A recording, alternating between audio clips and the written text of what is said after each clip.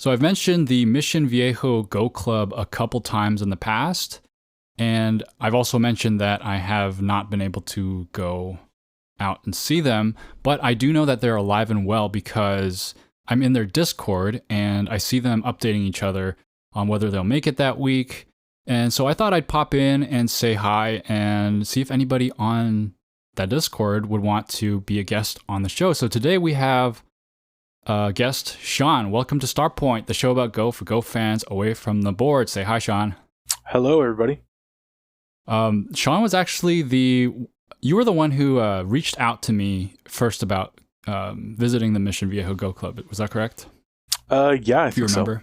So. Yeah, you sent me a random email. You saw me on what was it? The Baduk. Was it Baduk.club? Yeah, I think so. Yeah. So how's the club going nowadays? Did you go yesterday? Yes. Yeah. The club has been going good every Saturday morning.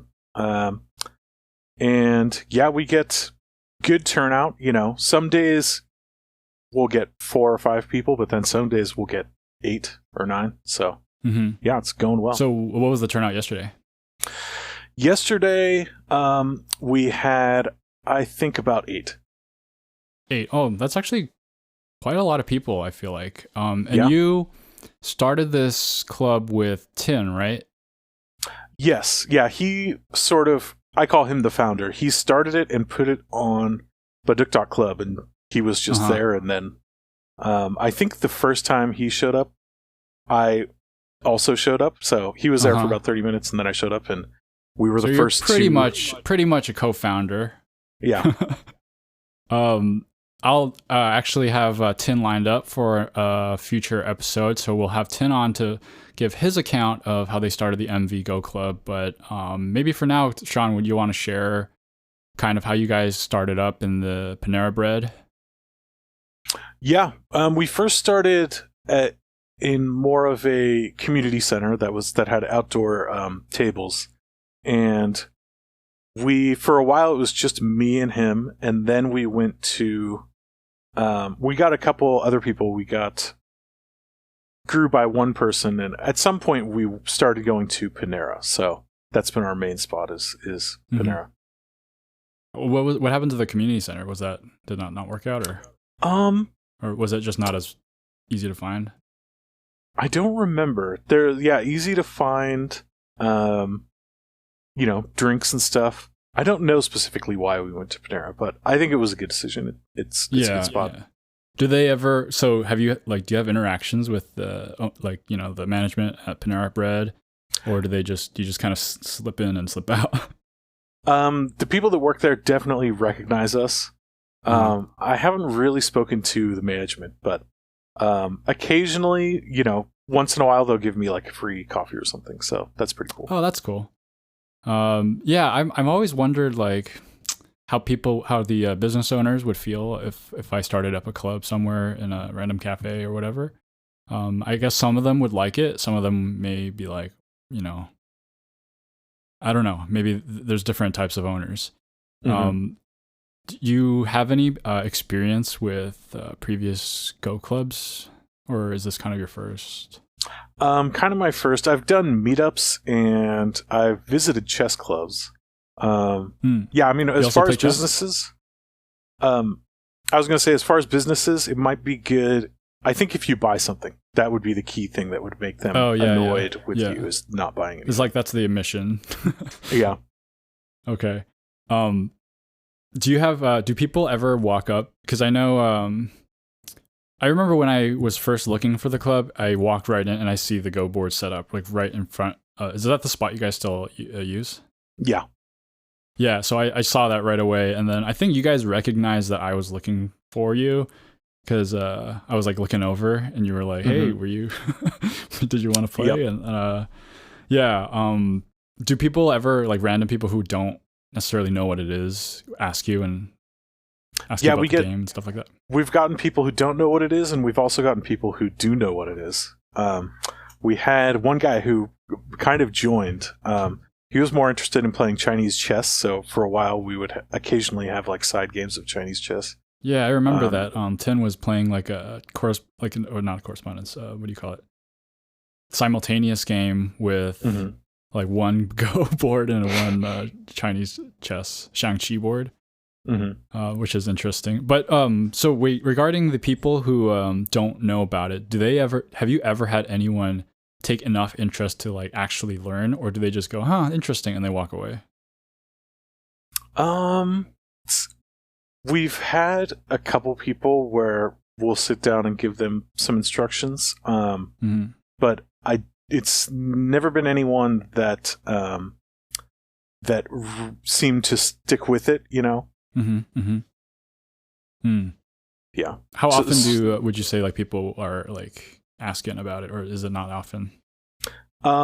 Most days someone at least asks, what game is that, you know? Oh, really? Yeah. Do you have like a prepared speech or a line to describe what it is? Yeah, we say go, and then like we have to say something like it's the game of Go or something to like clarify, because people are like, what? Like it's kind of a weird thing to say. Yeah. I've never actually some people have said we should have brochures, so I've never actually gotten brochures, but I may do that at some point. You know what might be a good idea is just even a sign, like ask us what this game is or something, because I feel like if I saw people like that playing and I didn't know what the game was, I would be kind of nervous about approaching, like, oh, they're doing their own thing. I don't know if I want to bother them. But then if I saw a sign, I'd be like, oh, they want to explain this to people. Let me go see what it is and things like that. But yeah, brochure would also be cool too. It's too bad though that people seem to just kind of learn it and then they go, okay, cool, bye. Right? Yeah. Do you remember when I visited? So I visited the MV Go Club twice. Were you there both times or just once? I think probably both times. I know we played once, at least once. Yeah. Do you remember the game at all? Very vaguely. I know you're better than me. Or at least at the time. Probably still. I won that game. You won. I think you were I think at the point it was like you were probably multiple stones better than me at that point. So I noticed on your OGS that you recently made it to 9Q? Yeah, I haven't been playing on OGS, so I always have a hard time with like estimating my abilities, and people often say, "Oh, you're doing like so much better." So I don't know if I really had to guess. Like, if I got on, let's say Fox, and played however many games, 15 games to get it dialed in, I would probably get 5 or maybe 4Q on Fox. On Fox. Okay, I see. Yeah, I feel like Fox though is it's actually, I feel like I can depend on the rank that you get on Fox a lot because the player base is so much more consistent, I feel, than OGS. I've been I don't know, I just feel like sometimes it's kind of a crapshoot with OGS, and sometimes you play a lot of the same people, and so it may not be like the most evened out, statistically consistent ranking system. But going back to the game so do you think you would be able to tell me what you've learned since you last played against me? Well, I did. I have one thing that I remember distinctly about why you lost that game, and I didn't say anything because I didn't say anything. I didn't want to like just give unsolicited advice, but I want to know. I want to see if like you've gotten past that. Well, I've learned a lot since then. I think that was before I ever got lessons. So I actually got lessons for a month or so. And I learned a lot about direction of play. Okay, that's the thing. That was the thing. Yeah. Yeah, that was definitely a huge weakness back then, and it's gotten much better now. That's great. Yeah, because I remember you were actually quite solid. Like when I played against you, you had very good opening. It was very solid. Everything was, the theory seemed okay to me. And then you would run my group into your group, and your group would be in danger. And that was like the main thing, I think, when I saw like the tides turned in my favor when we were playing that game. And it was like kind of like I was like, oh yeah, this, he's pretty good. Like I don't know where his weakness is right now. But then as soon as you started like attacking my group into the direction of like and you kept on pushing over so that I started destroying your stuff, then I was like, oh okay, well maybe that's something that you could work on. But it seems like that's the first thing you mentioned. So, I mean, that's probably what got you to rank up. But congrats on getting to SDK. I think you're officially SDK now, right? Like, yeah, I think so. I think I'm solidly SDK. Uh-huh. So you're kind of like, would you have any, why don't you give the listeners a rundown of like what you did to get here? Like how much you practice and what you focused on. And tell us about the lessons too. I kind of learned in fits and starts. I learned in seasons. When I first started playing, I was playing on my phone against a weak AI, playing 9x9 with huge handicap. Eventually, so I had a sort of growth spurt when I got on OGS and started playing humans. And then there was a lull where I didn't learn anything for a while. And then I got back into it and I played a ton of Correspondence games on OGS. And that's when that got me probably to like the 12Q-ish range.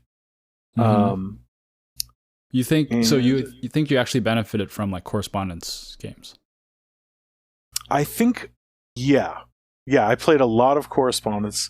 I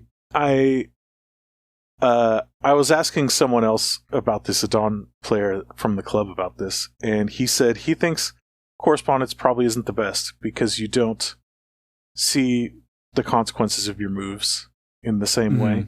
You don't like process it in the same way. So I do think it's probably better to play in real time, but Correspondence is playing, it makes you look, it makes you read out things. So I actually have a thought about that. I go back to this a lot, this whole like speed of game thing and whether certain speeds are better for you. And I went through a long period of time when I think I had ladder anxiety playing live games, and I was playing only Correspondence, and that was like the majority of my game.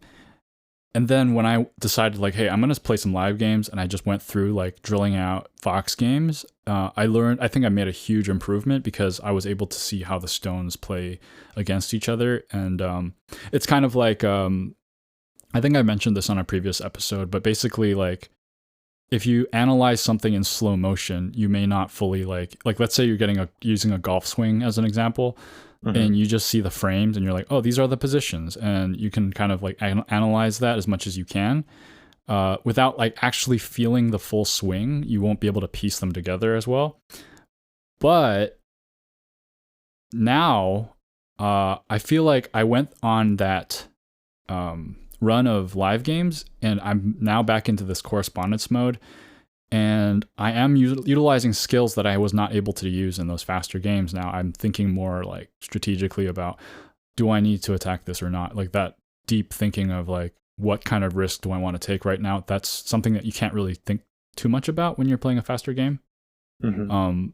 What's your game speed right now? Like what do you prefer? You play a lot of Correspondence or you play a lot of live, other than the club games, of course? Lately I haven't been playing so much. I've got a few Correspondence games going. And then just at the club. And then lately I've been thinking, I'm sort of in a lull right now, so I'm at that spot where sometimes I think, I should get back and do some grinding, I should get on Fox. And another thing I do is I have graded Go problems for beginners. I have the first 3. And so I'm kind of finishing up with volume 2, but that's definitely been a tool I've used. What's the level of that book? Because I remember flipping through the first one and it was like super easy, but then I heard the second one was significantly harder. Yeah, they get really hard, and I've heard that on the cover they like really overestimate the ranking. So I would say, like, I've heard people say that Volume 4 is like Dawn level, and so Volume 3 is a lot shorter, but I think it's the probably SDK, maybe 5K and up book, and then and Volume 2 would be like 15 to 5 or something like that. Mm-hmm. So you haven't really been at it though with those, right? Right, not lately. Mm-hmm. If you could attribute your rank up into the SDK level to like one practice habit, what would you attribute it to?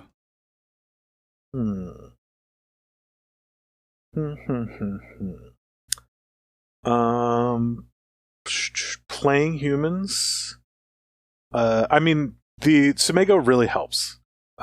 There's I think this is fairly famous in the Go community, but there's a guy named Benjamin Tuber who wrote something about how to get good, and I think then, like a whole bunch of the steps are just do tsumego, right? Yeah, every even number I think is do tsumego. So number 1 I think is play humans. Number 2 is do tsumego, and I would probably say that if I if I had to do only one thing, I would just play humans, and if I could only do 2, then I would add tsumego. So you're saying play humans as opposed to like AI or I personally think so, and I've heard really good people say that.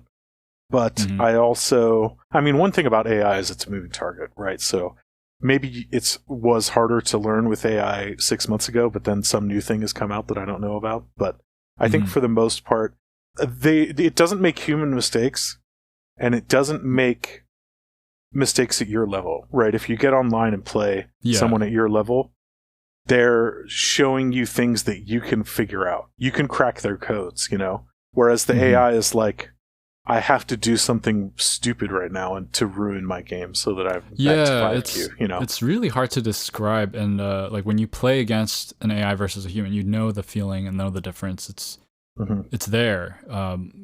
I think I mentioned in a couple episodes back, I suspected of Paduk Pop's opponents of being AI because I would be losing the game, and then I would be like, you know what, I'm going to just play a little longer, and eventually they would make some crazy uncharacteristic mistake, allowing me to win, capture like an incredible amount of stones, and that kind of tipped me off, like, okay, this doesn't seem like a person. Also, they were very consistent. Every opponent that I faced would be like always responding with a move all the time, and that's never been my case with Correspondence games, with like on OGS, for example. And it's like these people I have like Korean names. And so I thought that was a little bit, I wasn't sure, but it's still a nice app. Have you ever tried Paduk Pop? No, I haven't. What their interesting feature is their tsumego is timed, and you have like 10 seconds to do every tsumego, and if you get it wrong twice, then you move on to the next one. You lose a life. Have you ever tried timed tsumego? I have a little bit. I think maybe on Tsumego Hero they might have that. I've tried Tsumego Hero, which is a website. Yeah, I've done a little. Yeah, it's I think the logic is there. Like the argument for why you would want to do that is because like in a game, that's basically how much time you do have to do Tsumego. So sharpening that level of Tsumego is probably very practical. Although it doesn't help you read deeply. And now I feel like go ahead. Go ahead. I feel like I just suck at it. Like when I'm timed, it just feels very like challenging, and I don't know I don't know. Maybe that's why I need it, but yeah. Yeah, I think it's interesting being at a club and being there every day. There's different people that have different styles, and there's a couple people who love sitting, like reading things out. And so they'll play a long game and they'll sit there and read for a really long time. And so if you want to play that way, I think that's a way to play. And for some people, that's like the joy of the game. For other people, I mean, we've had people who are completely opposite who say like to get to Dawn level, you should like only be doing fast tsumego. You shouldn't slow tsumego or taking a long time to read things out is a waste of time, because to get to Dawn level, you need to learn fundamentals, direction of play, seeing the groups, stuff like that. Yeah, that's actually it's something we repeat over and over again to everybody. If you want to get stronger, do tsumego, do puzzles and life and death study. But it's actually somewhat controversial if you go and search, like, for example, on Reddit, like, how do you get better? Is it really worth doing tsumego to get better? You will see a good number of strong players come in and say, I never do tsumego. I've never done it. Like, that's not something I've ever practiced. And they believe, like, you don't need to do tsumego to get strong. And then you have what you mentioned, like Benjamin Teuber saying that's all you need to do to get strong. So it is I'm not sure where I stand on that. Well, he did put it at number 2. So I think the way I would say it is, it's like can speed up your development. But the fundamental thing, the top of his list, is playing humans. Yeah, and I think it was also I think Ben Kyo, or was it Ben Kyo or Telegraph Go? I forget. But actually, not just them, but I've heard this many times. Stronger players, they say like, oh yeah, you can get better at reading just by playing games. And I think I kind of know what that means. As long as you make the effort to read during a game, I think that's the key, is that a lot of people don't. They just play the moves that they think are going to work. But yeah, if you're conscious about it and you are playing the game and you're taking the even if you have a small amount of time, like 30 seconds or less, that amount of time, actually you can do some reading in that time, and being able to do that is it's going to give you practice. Do you so when you play against people at the club, have you noticed, so like I'm curious about the play styles. For example, like I'm sure you've played Tin a bunch of times. Yeah, I've played him a lot. I could talk about his style for a while. Have you guys, it's interesting seeing all the different play styles. Some people, there's one guy who always comes in and he just says, "Don't be greedy." That's his catchphrase, and he just is always saying it. There's another guy who is very good, and I've played him. He and I are always there, and we're pretty much always there at the start, and so I've played him probably every meetup since he started showing up. And so I've learned, in a way, like I've downloaded now like the majority of things that he has to teach me over the board, and I'm approaching his level now. So my brother's into Super Smash Bros, and he grinded out a lot of games, because in Melee you don't really have like, now you do. You have some online way to play, but before it's very difficult, and a lot of the Melee players, they just kind of gather around a GameCube and play. But basically what he had to do is just play the same friends over and over and over again, and meta strategies began to develop. So would you think that, would you say that playing against these people over and over again, you initially had your play styles, and then you started adapting to each other's play styles, and then like trying to counter them? Yes. Yeah, I think so. I mean, for me, I don't consciously think too much about the psychology of the other person. I'm usually just thinking about every move is a whole board problem.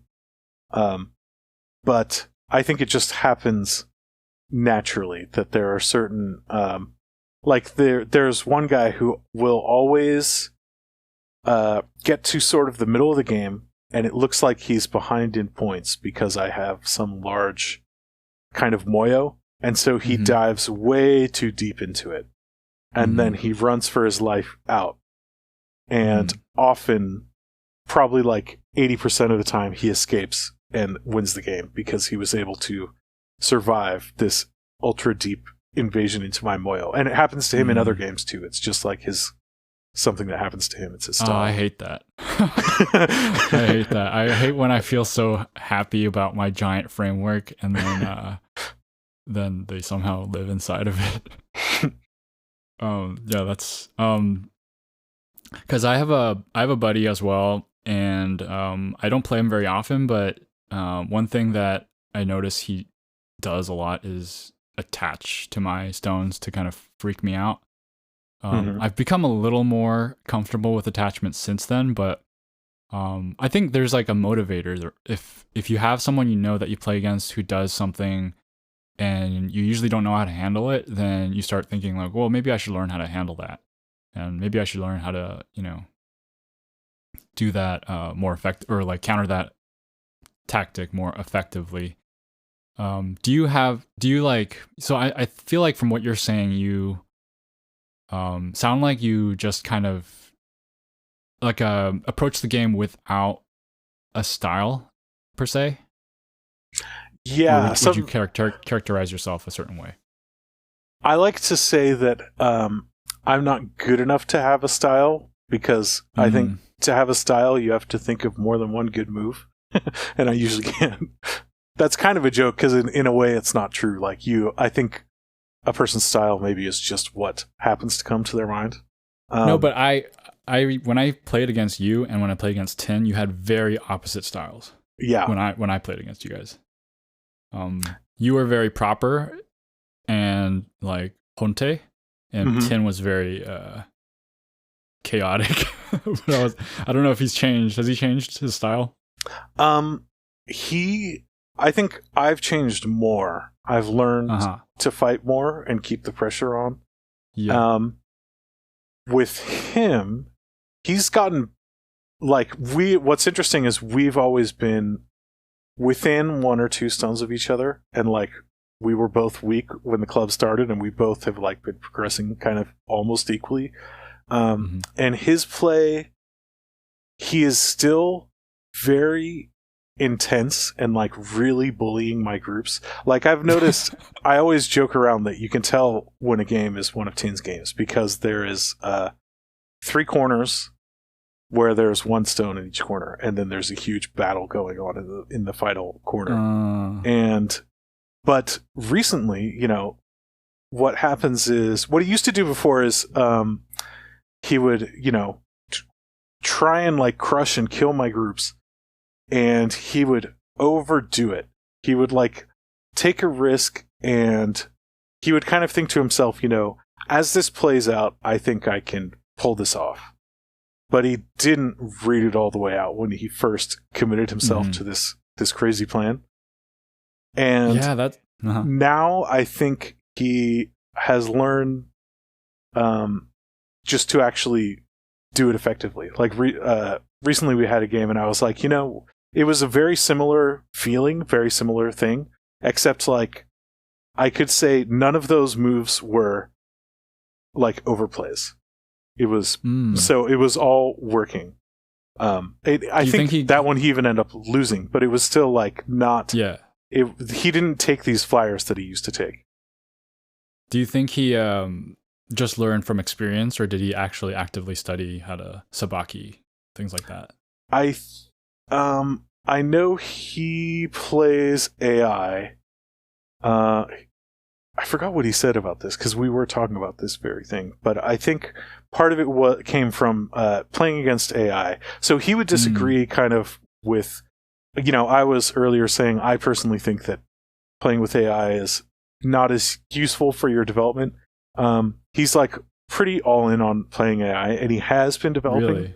So I don't think that playing AI is like poison or anything.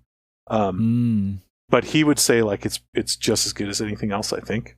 I mean, he can speak for himself, but I think he would probably I gotta ask all this stuff to him to get his account of all this. So I'm looking forward to that. One thing that I remember you mentioning back when we met was you had this advice from, I don't know who gave you this advice, but basically you were doing tsumego problems to warm up for a game, and then someone pointed out maybe you were tiring out your reading ability before the game. Does that ring a bell? Yes, that was actually my teacher, which I haven't really talked about. The streamer yeah. Daniel ML. I took lessons from him for a little while. Oh, cool. And yeah, he pointed that out. I basically made it my routine to grab my graded Go problems book, do some problems, and then immediately play a game. And it drains mental energy. I mean, I think it's could be literally like sugar in the brain or something, probably chemical in your brain that you waste, especially when you're doing a reading problem, right? It's like the most intense way of burning mental energy, you know? Mm-hmm. I honestly can't sit and do tsumego for very long. I can get a little stubborn and stick with a single problem for a very long time, but the idea of just sitting down and doing tsumego just by itself for a while, like how long would you be able to do a session of tsumego? I would say maybe 10 to 15 minutes.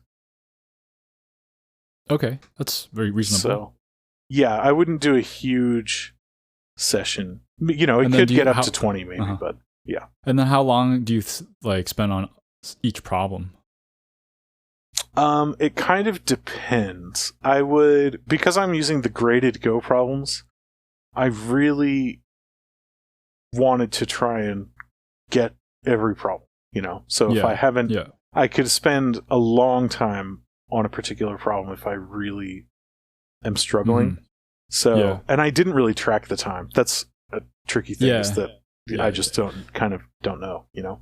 Yeah, so I mean, I think I'm a little similar. I basically start the problems. Maybe I'll blitz through a couple of the ones that are easy, and then I'll get to one where I can't get, and I'll spend like 15 minutes on that one, and I won't do any other problems after that. But I think one of the things that really boosted my level was doing Chochikun's Encyclopedia of Life and Death, which some of them are very difficult, but a lot of them are very standard basic stuff that you need to know. And being able to go through a level of problem that was like, I don't know, I spent like a minute max on each one. And it seems like almost at that point, like, are you even really training anything? Because these are things that are so easy that you can solve it within a minute. But I think a lot of it is just getting familiar with those easy problems. And because like you show it to a higher level player, they won't even read it. They'll just be like, oh yeah, I know what you're supposed to do here right away. So to get to that level, you need to like just become very comfortable with that level of problem, and being able to do short, quick, fast, and easy problems. I feel like that I didn't start doing until like way later, and I realized how useful it was. Yeah, and I definitely think it helps with managing mental resources. So like if you're going to go to a club or a tournament where you're going to play 2 or 3 games, you should like it's going to wear you down. So if you have trained those things to where you don't have to spend any mental energy to know what's going on in that part of the board, that's just a huge help for the whole rest of the game, you know? Yeah, which reminds me, I really need to... I've learned the L group and the L+1 group and the L+2 group, but I don't know them well enough that I could like immediately tell you all the correct responses for everything. Have you studied those at all? I have not. There was a guy who came to our club once who systematized that in a really interesting way. I should try and follow up with him. But he was actually a teacher who basically had made it. He had a way of trying to make it like the easiest to learn it so that you could totally just memorize it quickly. There is a video, lecture by this streamer / YouTuber that I used to follow. He's very unknown, I think, but his name was Hanayol, and he also goes by Go Instructor, but he has a video on YouTube. And he explains the L group kind of like what you're describing, very straightforward. And it's a very, very, when I watched it, I basically watched it once through and I understood basically like, oh, why the L group is dead, why the L+1 group, it depends on who has Sente, and then L+2 group is alive no matter what. But basically, it was just so clear because he started off from describing, so you know the rule about the edge, right? So the 8 lives, 6 dies. I don't actually. That's Oh, good okay. to know. So 8 lives. Now- If you just have 8 in a row on the second line, it lives, Mhm. and 6 dies. Yeah, and this is assuming like the edges are covered. So imagine if you Mhm. have, this is some reading practice for the listeners. If you can like imagine 8 stones, let's say the 8 group of stones gets pushed in on each side once, right? Creating 2 false sides on each side. Mm-hmm. Then you have how many spaces in the middle? Mm-hmm. So you get a hane from, let's say you got a white row of 8 stones, and then black hanes inwards, white blocks. Mm-hmm. And then on the other side, black hanes inwards and white blocks. Mm-hmm. Then so now we're down to 4. Yeah, right, I can and the see 4 that. lives, right? Yeah, the 4 lives. So that's why 8 lives no matter what. So white can tanuki that. And then 6 dies because even, I guess, even if white were to block on one side, that only leaves 5 spaces. Mm-hmm. So black can hane in, taking 2 more spaces away, and then the vital point. Yep. And then 7, it depends on whose turn it is. Interesting. I actually don't know. Yeah, I don't know if I've ever really needed to use that. It's like good knowledge to have, but it doesn't really appear in my games very often. Like, because it's useful to have when you are pushing in the second line or something, right? Or if your opponent is doing that, which doesn't really happen because you're not supposed to do that. But it is a good foundation for understanding other life and death concepts, I think. But basically, he started off with that. Oh, so if the follow up to that, so 6 dies, 8 lives in the side. In the corner, it's 4 dies and 6 lives. Mm-hmm. Yeah, so because the corner is special. I mean, corner is always weird stuff happens in the corner. But yeah, basically, he started with those fundamental concepts, and then he expanded it to the L group and showed how like it relates, and then it's kind of it was very step by step. I felt I'll try to link it for the listeners. What video I'm talking about? It's quite long though. He goes very thorough, so it's like an hour of L group stuff. Okay, so why don't we take a break, and then we'll get into a couple more topics after the break. We'll take a pause right now. We'll be right back. All right, so we're back, and I want to actually ask you some rapid fire questions, if that's all right, Sean. Yeah, sure. All right, here we go. You ready? Ready. Black or white? Black. Black. 9 by 9, 13 by 13, or 19 by 19? 19 by 19. 4-4 or 3-4 or other? 4-4. Online or over the board? Over the board. Byoyomi or Fisher? Fisher. Do you have a favorite pro? I don't. You can pass. Yeah, pass. Favorite Go book? Favorite Go book? I'll say Tetsuji by James Davies. Tetsuji, that's a good one. Have you finished that one all the way through? No. No, yeah, it's hard, huh? Yeah, I've moved to attack and defense, but I haven't gotten that deep into it, so but I might end up liking that one more. Okay. Resign respectfully or hope for a mistake?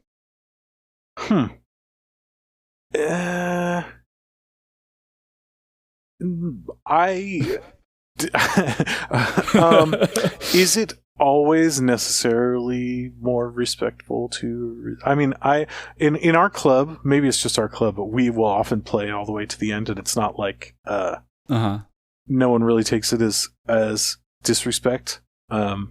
And then also hoping for a mistake. I usually don't even hope for a mistake. It's just like accepting the loss. But okay, you lost, but you want to play it all the way through. Yeah. Now speaking of me versus Tin, Tin is often pretty good at contriving a situation where, as the game's wrapping up, you've run out of liberties like in the end game because you didn't like he's that stuff. Gotta watch out. So with him, I'll always play to the end, and I always am worried until the end. Right. Okay. Attack or defense? Attack. Blitz or long games? Long games. Favorite Go variant? Favorite Go variant. The main one we've played is the killing game, where you put black stones all along the outside except in the corners, and so they are living groups, and then white puts one stone in the, or white goes in the middle wherever they want to go, and they have to live. That sounds fun. We have one that we want to try, but I haven't tried it yet. I have to get a game. But basically the idea is it's Go backwards, so it's called OG. And the idea is you get a pro game that is finished, that was within a half a point. And you remove stones until one of you says, I can win from here. And then you play out the game. So you basically are playing the end game. Yeah. That sounds very interesting. If you ever play that, let me know how it goes. Yeah. Single convex or double convex? Single convex. Influence or territory? Territory. Playing to improve or playing for fun? There's no difference. There's no difference. Okay, that's a good answer. And then finally, favorite Go proverb? Favorite Go proverb. I wish I had a lot of time to think about that one. You can take a few seconds here.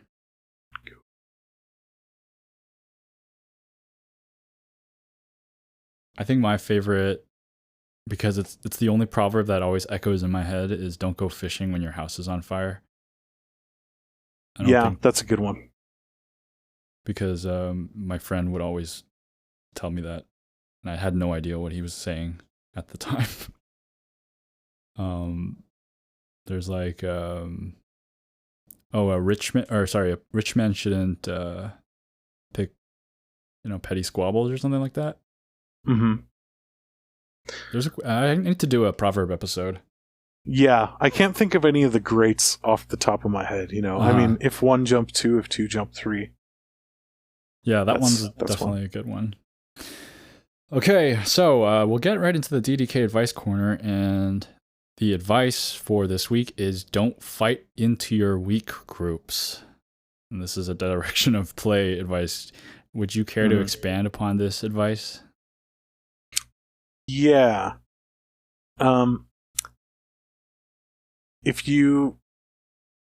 you are pushing your opponent in some direction, you want to push them at your strength. This was actually something covered right in the beginning of the attack and defense book. Is basically it's early in the game, if you have something that's strong, you can basically try to get your opponent to be surrounded with that strength on one side. So you want to try and get on the other side of them and push them at your strength. If that is weak over there and you're pushing your opponent towards your weakness, then they're just coming to destroy you, Yeah.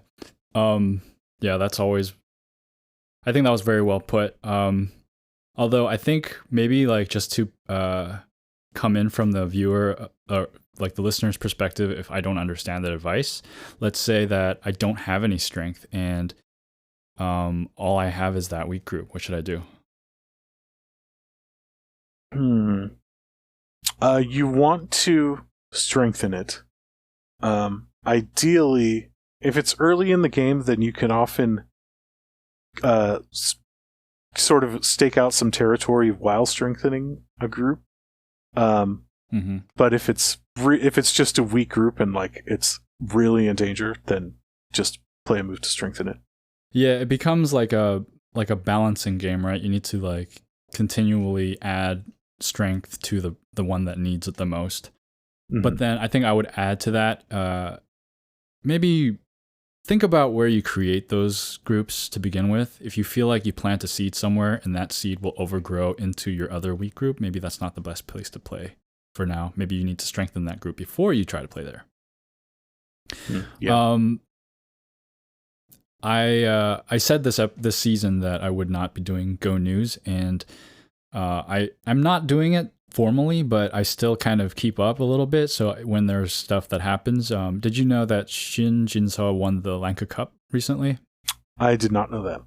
Yeah, he won the Lanka Cup over Gu Chihao, and it was a rematch. Last year it was the same matchup, and he lost. And so this is Shin Jin-seo's 7th World Major, which honestly, to me, considering where he's been, it seems low.